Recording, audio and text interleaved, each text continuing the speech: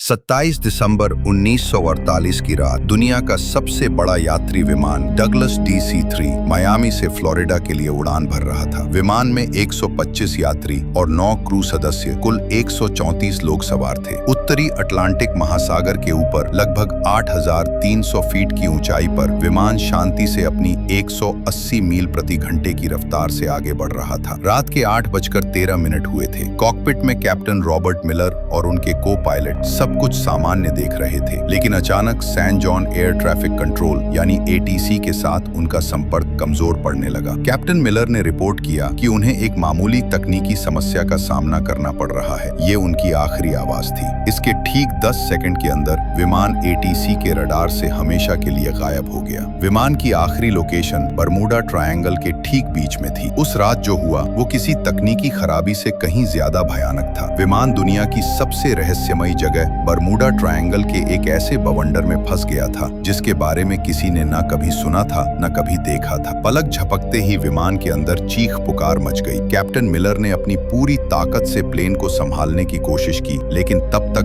बहुत देर हो चुकी थी। तूफान ने पूरे विमान को अपनी चपेट में ले लिया था और उसे किसी खिलौने की तरह घुमा रहा था। प्लेन के सारे इलेक्ट्रॉनिक उपकरण, कंपास, रेडार, सब कुछ बंद हो चुका था। विमान अब किसी इंसान के नियंत्रण में नहीं था। वो सिर्फ तूफान की रफ्तार से अंधाधुंध उड़े जा रहा था। लगभग आधा घंटा उस जानलेवा बवंडर में जूझने के बाद जब विमान तूफान से बाहर निकला तो चारों तरफ सिर्फ अंतहीन समंदर था। प्लेन के इंजन अभी भी काम नहीं कर रहे थे और वो धीरे धीरे नीचे की ओर गिर रहा था। तभी को पायलट की नजर सामने एक द्वीप पर पड़ी। वो एक अनजान अनछुआ द्वीप था। सबको पता था कि उनकी मौत बस कुछ ही पलों की दूरी पर है। विमान उस द्वीप पर मौजूद एक विशालकाय पुराने पेड़ से जा टकराया। पेड़ की सैकड़ों मोटी डालियों ने विमान को किसी जाल की तरह अपने अंदर फंसा लिया और यही वो चमत्कार था जिसने 134 लोगों की जान बचा ली। विमान के पेड़ में फंस जाने से यात्रियों की जान तो बच गई, लेकिन ये एक दर्दनाक शुरुआत थी। विमान के अंदर से कराने और रोने की आवाजें आ रही थी। कैप्टन रॉबर्ट मिलर, जिनका सिर एक पैनल से टकरा गया था, होश में आते ही हरकत में आ गए।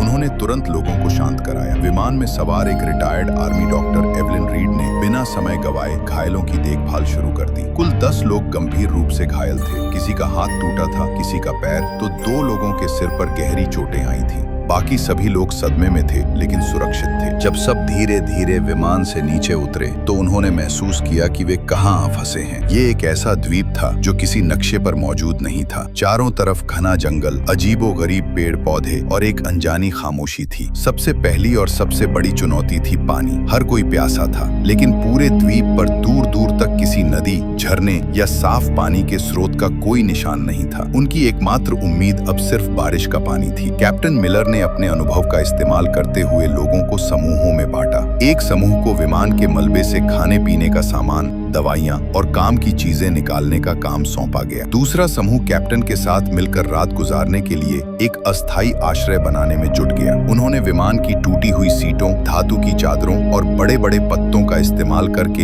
एक काम चलाऊ छत तैयार की जो उन्हें रात की ठंड और संभावित बारिश से बचा सके। उस पहली रात जब वे एक दूसरे से सट कर बैठे थे तो उनके दिलों में एक ही सवाल था, क्या कोई उन्हें ढूंढने आएगा? क्या वे कभी इस अनजान जगह से बाहर निकल पाएंगे? दूसरे दिन की सुबह एक नई चुनौती लेकर आई, भोजन की कमी और आग जलाने की तकनीक। विमान से जो थोड़ा बहुत खाना मिला था वो ज्यादा दिन नहीं चलने वाला था। उन्हें द्वीप पर ही भोजन खोजना था, लेकिन कौन सा फल जहरीला है और कौन सा खाने लायक, ये जानने का कोई तरीका नहीं था। इसी कोशिश में एक अधेड़ उम्र के व्यक्ति ने एक अनजान फल खा लिया और कुछ ही घंटों में उसकी तड़प तड़प कर मौत हो गई। ये द्वीप पर हुई पहली मौत थी जिसने सबको अंदर तक हिलाकर रख दिया। इस घटना के बाद लोगों में डर और सीमित भोजन को लेकर पहला संघर्ष शुरू हुआ, लेकिन कैप्टन मिलर और डॉक्टर एवलिन ने स्थिति को संभाला। उसी शाम एक किशोर लड़के ने, जिसे विज्ञान में रुचि थी, अपने चश्मे के लेंस का उपयोग करके सूरज की किरणों को सूखी पत्तियों पर केंद्रित किया।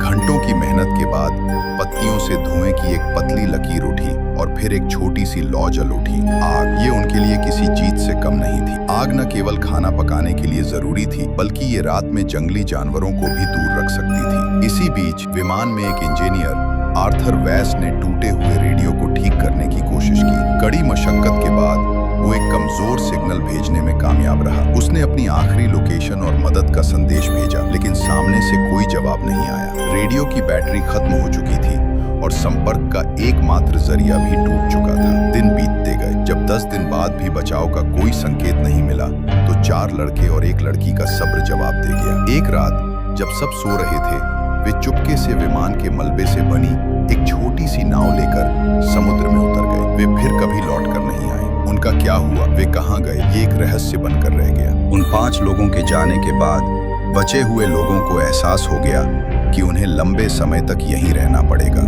कैप्टन मिलर ने सबको इकट्ठा किया और एक स्थायी व्यवस्था बनाने का प्रस्ताव रखा।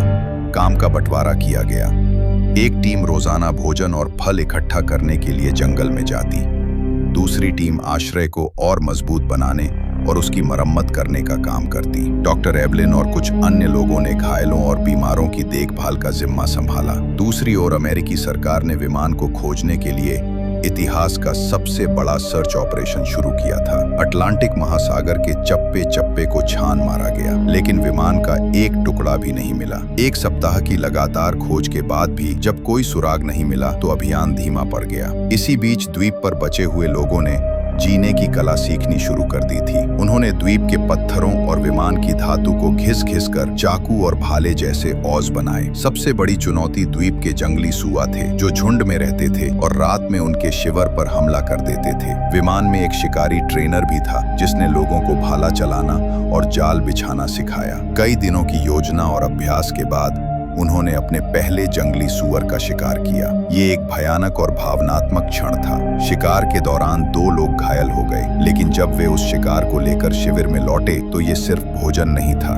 ये उनकी एकता और दृढ़ संकल्प की जीत थी। उन्होंने द्वीप के किनारे टूटे हुए नारियल के तनों से रेत पर बड़े-बड़े अक्षरों में हेल्प लिखा, इस उम्मीद में कि शायद कोई गुजरता हुआ जहाज या विमान इसे देख ले। दोस्तों, ये कहानी आपको कैसी लग रही है? उस दर्द और संघर्ष को महसूस कर पा रहे हैं? अगर हाँ, तो प्लीज 1 सेकंड निकालकर वीडियो को लाइक कर दीजिए और मेरे चैनल को सब्सक्राइब करना मत भूलना। आपका एक सब्सक्राइब मुझे ऐसी ही और सच्ची और रोंगटे खड़े कर देने वाली कहानियां आप तक लाने की हिम्मत देता है। और हाँ, कमेंट सेक्शन के बगल में एक नया हाइप बटन आया है। अगर कहानी सच में दिल को छू रही है तो उसे भी जरूर दबाइए। चलिए अब आगे बढ़ते हैं उस दर्दनाक सफर पर। 6 महीने बीत चुके थे। बाहरी दुनिया के लिए NC 16002 विमान और उसमें सवार 134 लोग एक अनसुलझी पहेली बनकर रह गए थे। 45 मिलियन खर्च करने के बाद अमेरिकी सरकार ने आधिकारिक तौर पर सर्च ऑपरेशन बंद कर दिया और सभी को लापता घोषित कर दिया। उनके परिवार वालों को बता दिया गया कि अब उनके प्रियजनों के लौटने की कोई उम्मीद नहीं है। लेकिन यहाँ इस अनजान द्वीप पर एक नया समुदाय जन्म ले रहा था। जो लोग गंभीर रूप से घायल थे, वे डॉक्टर एवलिन की देखभाल में धीरे धीरे ठीक हो रहे थे और छोटे मोटे कामों में हाथ बटाने लगे थे। लेकिन इस दौरान बीमारी और निराशा के कारण कुछ और लोगों की मौत हो गई। बचने का कोई रास्ता न देखकर कई लोग मानसिक रूप से टूट गए थे और उन्होंने दम तोड़ दिया। अब द्वीप पर केवल 114 लोग बचे थे। उन्होंने अपने मृतकों को सम्मान के साथ दफनाना शुरू कर दिया और एक दूसरे का मानसिक सहारा बने। रात में जब सब आग के चारों ओर इकट्ठा होते तो वे अपने पुराने जीवन की कहानियां सुनाते, गाने गाते। लगभग 1.5 साल बाद द्वीप पर पहली बार किसी बच्चे की किलकारी गूंजी। एक युवा जोड़े के यहाँ एक स्वस्थ बेटे का जन्म हुआ। उस बच्चे का जन्म द्वीप पर मौजूद हर इंसान के लिए एक नई उम्मीद लेकर आया। 2 साल बीत गए। इस दौरान उन्होंने द्वीप पर जीना सीख लिया था। उन्होंने छोटी मोटी खेती शुरू कर दी थी और मछली पकड़ने के नए नए तरीके इजाद कर लिए थे। लेकिन सभ्य दुनिया में लौटने की इच्छा अभी भी उनके दिलों में चल रही थी। इंजीनियर आर्थर वेंस के नेतृत्व में सभी ने मिलकर एक बड़ी नाव बनाने का फैसला किया। यह उनका सबसे बड़ा और सबसे महत्वाकांक्षी प्रोजेक्ट था। महीनों की कड़ी मेहनत के बाद उन्होंने विमान के टुकड़ों, लकड़ी और बेलों का उपयोग करके एक बड़ी मजबूत नाव तैयार की। जिस दिन उन्होंने नाव को समुद्र में उतारा, वो किसी त्योहार से कम नहीं था। पूरे 9 साल बीत चुके थे। एक सुबह जब द्वीप के बचे कुचे 82 लोग सोकर उठे तो उनमें से एक ने दूर क्षितिज पर एक छोटा सा धब्बा देखा। वो धब्बा धीरे धीरे बड़ा हो रहा था। वो एक जहाज था। वो एक अमेरिकी नौसेना का जहाज था जो उनकी तलाश में आया था। उस जहाज को देखते ही 9 साल का दबा हुआ दर्द, पीड़ा और इंतजार सब कुछ आंसुओं के सैलाब में बह निकला। लोग खुशी से चीख रहे थे, रो रहे थे, एक दूसरे को गले लगा रहे थे। वे रेत पर दौड़ते हुए चिल्ला रहे थे, हम बच गए, हम बच गए। जब बचाव दल द्वीप पर उतरा तो वे वहां का दृश्य देखकर सन्न रह गए। जिन्हें दुनिया 9 साल पहले मृत मान चुकी थी, वे आज उनके सामने खड़े थे, थके हुए, कमजोर लेकिन जिंदा। उनकी वापसी की कहानी ने पूरी दुनिया को हिला कर रख दिया। ये मानव सहन शक्ति और जीवित रहने की इच्छा की एक अविश्वसनीय कहानी थी। जिन परिवारों ने अपने प्रियजनों के लौटने की उम्मीद छोड़ दी थी, वे आज उनसे मिल रहे थे। वह पल इतने भावुक थे कि उन्हें शब्दों में बयान नहीं किया जा सकता। अमेरिका में यह कहानी एक किंवदंती बन गई, जो आज भी लोगों के दिलों में बसी है। ठीक एक साल बाद 1958 में प्रसिद्ध लेखक जेम्स बाल्डविन ने इन बचे हुए लोगों के अनुभवों पर आधारित एक किताब लिखी।